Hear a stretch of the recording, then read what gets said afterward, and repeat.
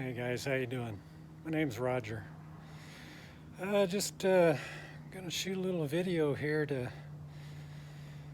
kind of show you the problems I probably ran into installing these handles. So hopefully this will help you out when you install yours. Right now I'll show you the handles that I installed.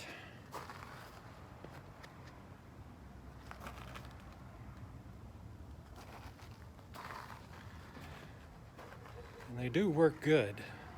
You know, they're a lot easier than the straps, you know, trying to pull on that strap. Because all you do is just reach over, click. That easy. Pretty sweet. I'll try to show you some of the things I learned while I was installing these, because it took me quite a while. Over on the other side, I was on the passenger side. Was my easiest because that was my second install. There's just a few things you need to know when you go to install these.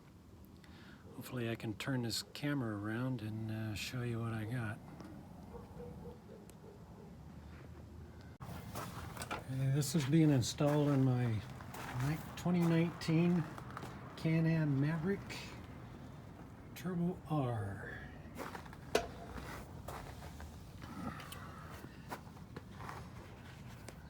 You can see it's already installed, but some of the things you probably need to know is if you do have lower door panels, you'll need to loosen this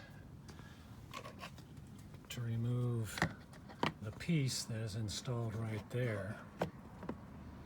So you'll take out this first screw here, you loosen that, the thing will just slide out. Another thing you need to know, since there's no instructions, there's a screw that's in here holding the upper panel to the frame. You'll need to take that one out. So that's where this bolt goes. You'll probably notice that in some of the pictures from previous installed ones on my 2019, this seems to be a little bit different. I don't think they have this upper portion right here. It only shows a lower portion down here. And then also, you'll notice on the strap it has this little device here in there. Well, I don't know of any good way to get that out. So what I did was I took my little mini hacksaw, and looking back here, you'll see the little black portion that's just right behind there, and you'll saw that off. Also, this is a 4-door Can Am, so I'm probably going to install them on the back. And if you notice what this looks like on the front doors,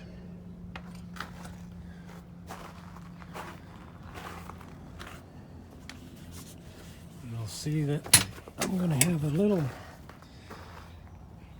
bit of a learning curve on this one,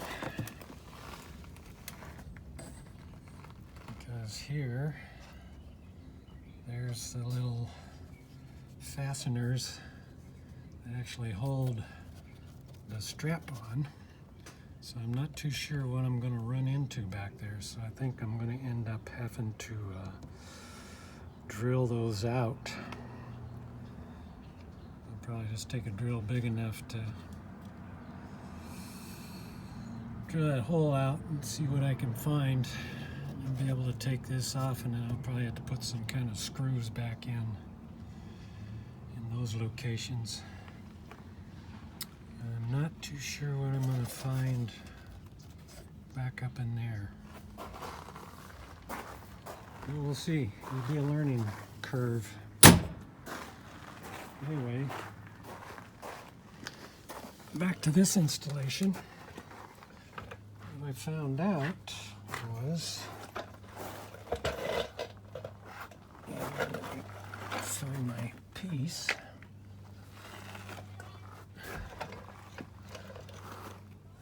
once you get the strap off, this bar here is attached with this piece right here, which is basically this screw screwing back into this.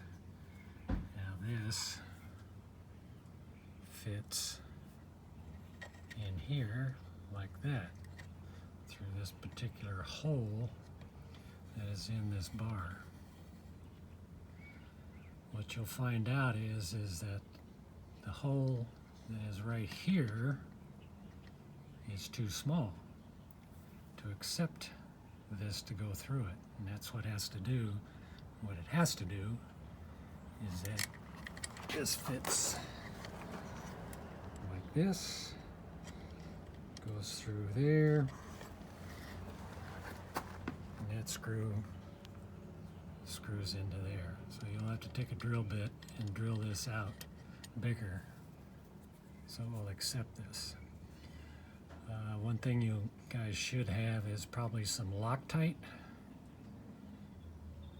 because this bolt up here, you can get it too tight where it won't release. So I used Loctite here, here, and here. You're probably looking at this right here, because this is the original hole that's in this arm that goes over to here. What I found is that when this was in the locked position, if I used this hole here, it was up too high to release that. So it actually ended up 3/4 of an inch in. From this end to here, I had to drill another hole this size to put this in there, which it seems to work very well. Some of the videos well, probably not videos, I think it's more of the pictures when you get to trimming this trim piece back again, because there's a slot right here where the strap used to come through. They say they only had to do a little bit of a trim in this slot, but on mine, as you can see, because of that handle, I had to trim over and down. I've actually found out this is a little cleaner than the driver's side, because, like I say, the driver's side was the experiment. But this kind of cut right here seems to fit pretty good in there now, and it looks fairly clean. Let me stop this. I'll slide it in, and then you guys can see what it looks like. I guess one more thing I ought to tell you before I put that trim back on is, once you want to try to install this bar into the back side of here, something you're going to have to do is take out this bottom screw, loosen this top screw so that you do not bend this at all. This way you can kind of jiggle it out. It will allow it to bend out a little bit. And then you can slip this bar in here and then tighten your screw up a little bit. And then you can go ahead and put the screws back in and tighten them back up. That's just a little trick that I found. Okay, hang on for the trim piece. Okay, trim piece is back on. Try to give you a shot of the back side here.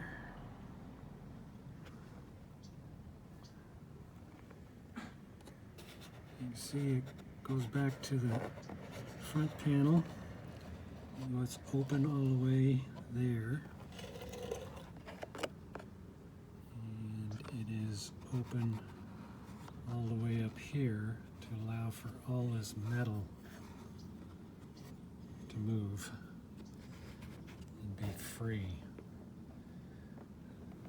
I found that was a lot easier than trying to cut out just little specific little pieces. And it works smooth. It works smooth. So I'll probably do one on the back door, just because it's going to be an experiment to see how everything works and what I have to do to put everything back together. So, till next time.